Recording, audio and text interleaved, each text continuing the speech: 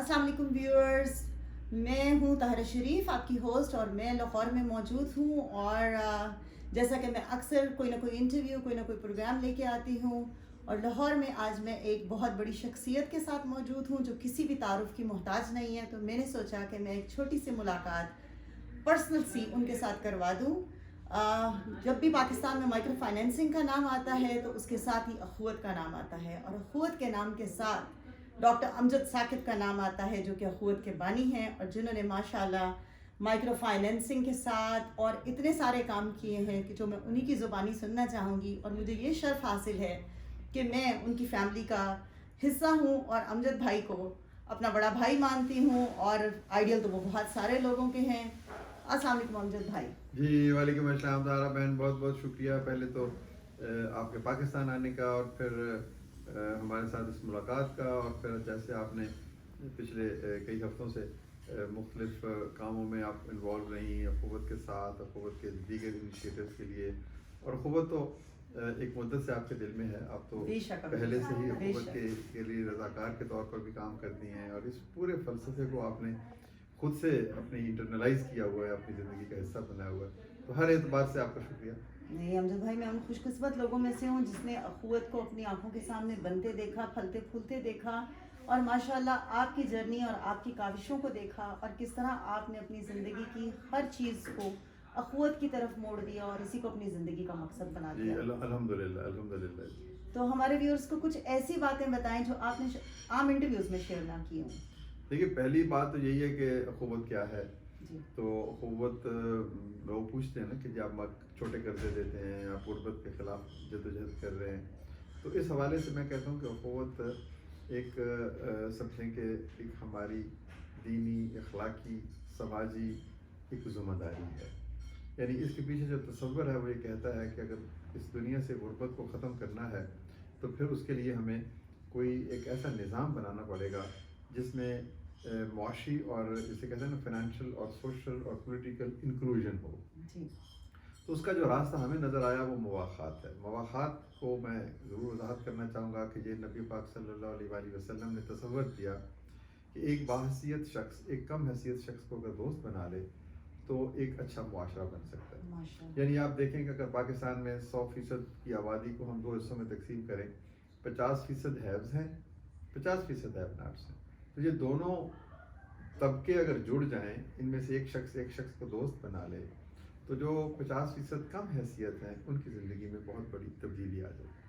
تو یہ فلسفہ ہے، اس کو لے کے ہم چلے، اس کے علمبردار بنے. اور پھر ہم نے کہا کہ مدد کیسے ہوگی، تو ایک اور اسلامی اصول سامنے آیا کہ بھی لوگوں کو قرض حسن دو تاکہ نہ سود ہو اور نہ ان کی عزت نفس پہ کوئی بوجھ بنے، وہ کاروبار کریں، آگے بڑھیں، زندگی میں کامیاب ہوں، بھیک نہ مانگیں، ہاتھ نہ پھیلائیں، کشکول نہ اٹھائیں. تو یہ دونوں چیزوں کا امتزاج ہے، مواخات اور قرض حسن، جس کا نام اخوت ہے اور فلسفہ مواخات ہے. اور آپ دیکھیں کہ یہ معجزہ ہے الحمدللہ الحمدللہ کہ چند ہزار سے کام شروع ہوا، آج 150 ارب سے زائد کی رقم جو ہے وہ ہم چھوٹے قرضوں کی صورت میں 40 لاکھ خاندانوں کو دے چکے ہیں.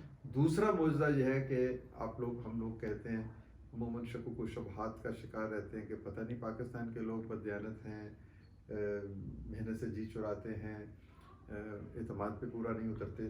تو یہ کیسے لوگ ہیں 40 لاکھ، انہوں نے کام بھی کیا، کاروبار بھی کیا، اور پھر 100% شرح سے رقم قرضہ کی واپس بھی کی. تو یہ مختلف قسم کی چیزیں جو سامنے آئی ہیں اس سے اس معاشرے کی اصل خوبصورتی واضح ہوئی ہے. تو بس یہ بھی سمجھ لیں کہ اخوت اس معاشرے کے حسن اور جمال اور اس کا جو اخلاقی بلندی ہے اس کو بے نقاب کرنے کی بھی ایک کوشش ہے. کہ ہم نے جانا کہ اگر لوگوں سے مواقعات کی جائے، محبت کی جائے، تو پھر وہ نہ دھوکہ دیتے ہیں، نہ وہ محنت سے جی چراتے ہیں. تو یوں الٹیمیٹ آبجیکٹو ایک ایسا خواب جو جسے ویژن کہتے ہیں کہ ہم ایک ایسا معاشرہ بنائیں جس میں ہر شخص کا بچہ اسکول جائے، صحت کی سہولت ملے، چھت ملے، اور کوئی یہ نہ کہے کہ میں کام کرنا چاہتا تھا کسی نے میرا ہاتھ نہیں تھا. تو مواخات کے اصولوں پر مبنی معاشرہ فائنینشیل انکلوژن کے ذریعے. تو یہ پورا کام ہے. اور ایسی باتیں جو کسی کو نہیں بتائیں، وہ تو 40 لاکھ خاندان ہیں، ہر خاندان کی الگ سٹوری.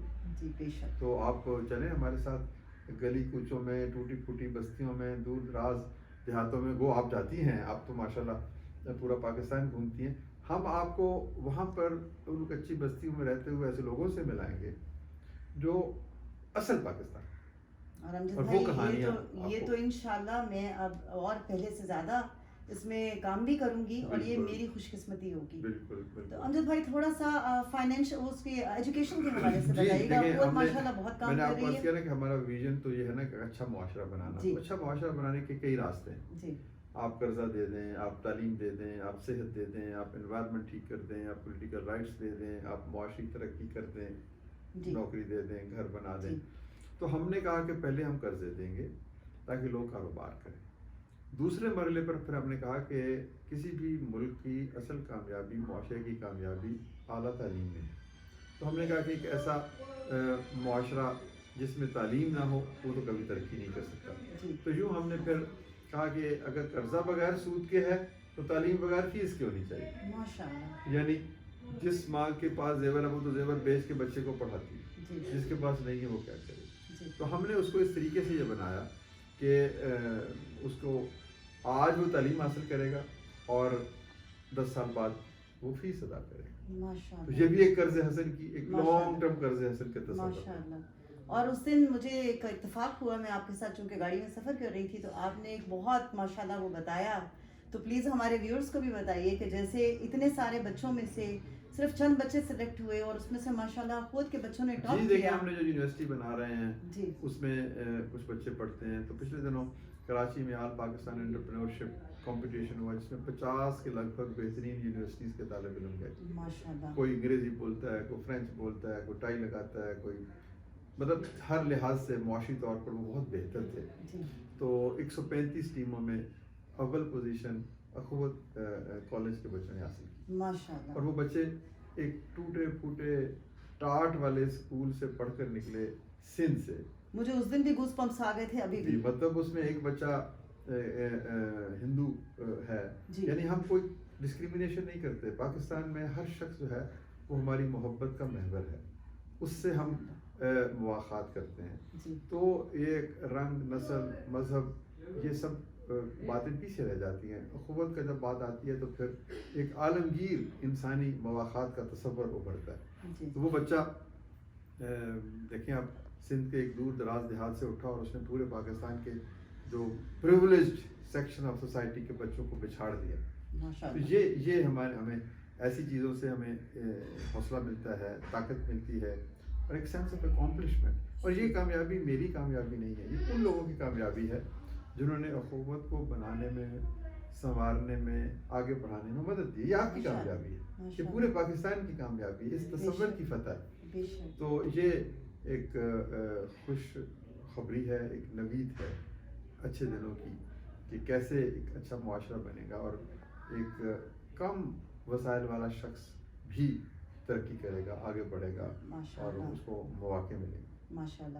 اور امجد بھائی جیسا کہ میں نے ویورز کو شروع میں بتایا کہ ماشاءاللہ ایک ایوارڈز کی لمبی فہرست ہے, اور آپ کو تو خود پتہ نہیں, شاید یاد بھی نہیں ہوگا ماشاءاللہ کتنے ایوارڈز مل چکے ہیں آپ کو. لیکن ابھی جو ریسنٹلی آپ کو رامن مارک سے, if I am seeing it correct, اس ایوارڈ سے آپ کو جو نامینیٹ کیا گیا اور ماشاءاللہ اس کی کچھ دنوں میں تقریب ہونے والی ہے. آپ پلیز اس کے بارے میں کچھ ویورز کو بتائیے. نہیں, میں جیسے آپ خود ہی کہہ رہی ہیں کہ اصل ایوارڈ تو جو ہے وہ اللہ تعالیٰ کی رحمت ہے, اللہ تعالیٰ کی جو رضا ہے. بے شک, لیکن پھر اللہ تعالیٰ اپنے ان خاص لوگوں کو اپنے بندوں کو وہ یہ دنیا میں بھی نوازتا ہے. تو یہ جو اعزاز ملا یہ دراصل میں پھر سے کہوں گا کہ یہ پورے پاکستان کا اعزاز ہے.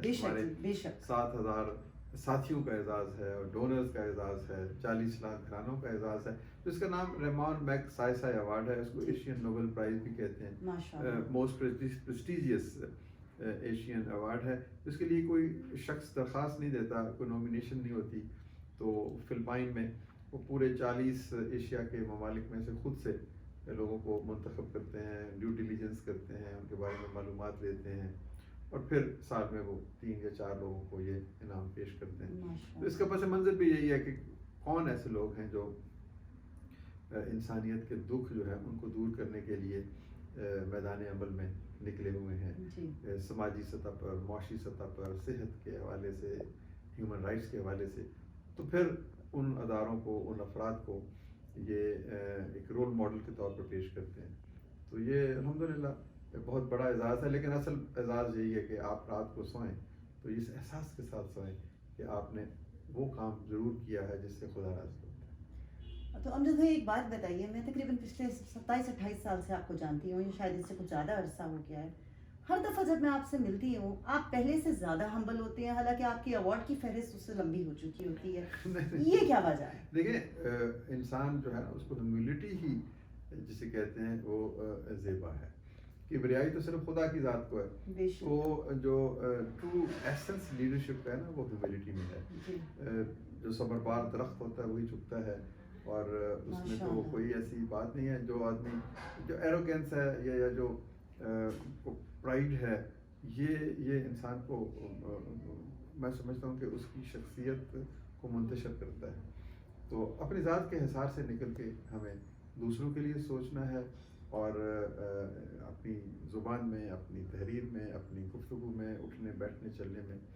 تو وہ اللہ تعالیٰ کہتا ہے کہ اکڑ کر مت چلو, تم زمین کو کوئی نقصان نہیں پہنچا سکتے. ماشاءاللہ. تو ہیوملٹی جو ہے میں سمجھتا ہوں کہ سب سے لیڈرشپ کی کیا کوالٹی ہے. انٹیگریٹی, کمیونیکیشن, آنیسٹی, ڈیڈیکیشن, پیشن, ٹیم ورک, سنسیریٹی. لیکن سب سے زیادہ جو ہے نا وہ ہیوملٹی ہے کہ جو انکسار ہے نا وہ آپ کی شخصیت کو زیادہ نکھار دیتا ہے. اور ماشاءاللہ آپ نے یہ ثابت کر دیا ہے. اور آپ جیسے لوگوں کے لیے شاعر نے کہا ہے کہ میں اکیلا ہی چلا تھا جانب منزل, مگر لوگ ساتھ آتے گئے اور کارواں بنتا گیا. تو ناظرین, آپ نے کوئی نئی بات تو شاید نہیں دیکھی ہوگی, لیکن جیسا کہ میں نے کہا ہے, میں جب بھی امجد بھائی سے ملتی ہوں پہلے سے زیادہ امپریس ہو کے جاتی ہوں, پہلے سے زیادہ ہمبل پاتی ہوں, پہلے سے زیادہ انکساری ان میں دیکھتی ہوں, اور پہلے سے زیادہ حلیم اور محبت دیکھتی ہوں ان میں. اور ماشاءاللہ اللہ تعالیٰ آپ کو بہت لمبی زندگی دے. آپ اخوت کے لیے میں کام بات کرتے کا رہیں. بہت مشکور ہوں. آپ خود درد مند دل رکھتی ہیں, اور آپ خود آپ کا ہر وقت دل پہ یہی خواہش آپ کے, میں جو آپ کی زبان سے, آپ کے عمل سے, آپ کی باتوں سے, کہ آپ بھی چاہتی ہیں کہ کسی کا آنکھوں میں آنسو نہ آئے, کسی کے سر پر دست شفقت رکھا جائے. تو میں آپ کو مبارکباد پیش کرتا ہوں, اور پھر آپ کے توسط سے میں, آپ کے سننے والے ہیں, آپ سے محبت کرتے ہیں, پورے اہل امریکہ کو, پاکستان میں بھی آپ کے اتنے چاہنے والے ہیں, دنیا بھر میں. تو یہی پیغام دینا چاہتا ہوں کہ ہم سب اگر صرف ایک شخص کو اپنا بنا لیں تو آپ سمجھیں کہ میں نے اپنے حصے کا کام کر دیا. دنیا میں 8 ارب لوگ ہیں, 4 ارب اگر ہیوز میں شمار ہوتے ہیں تو 4 ارب محروم ہیں, استحصال کا شکار ہیں, غربت کا شکار ہیں, کھانا رات کو نہیں ملتا. تو وہ 4 ارب یا 4 ارب کوئی مشکل کام نہیں ہے. یہ ان ریئل نہیں ہے, آئیڈیلسٹک ضرور ہے. تو حرام آئیڈیلس جو ہیں ایسے ہی ہوتے ہیں. بے شک. اور اپنے لیے تو ہم سبھی جیتے ہیں. ناظرین, اگر آپ اور کچھ بھی نہ کر سکیں تو اخوت کے ساتھ جڑ جائیے. اخوت ایک بہت خوبصورت کام کر رہی ہے. جیسا کہ امجد بھائی نے کہا کہ ہیو ناٹس اور ہیوز میں تقریباً آدھا ہی فرق ہے. اگر ہم کسی ایک کو چن لیں اور کسی ایک کے لیے کچھ کر سکیں تو شاید دنیا میں آنے کا مقصد پورا ہو جائے. بہت شکریہ امجد بھائی. بہت بہت شکریہ. آپ خیریت سے جائیں اور پھر واپس پاکستان آئیں. جزاک اللہ. Thank you so much.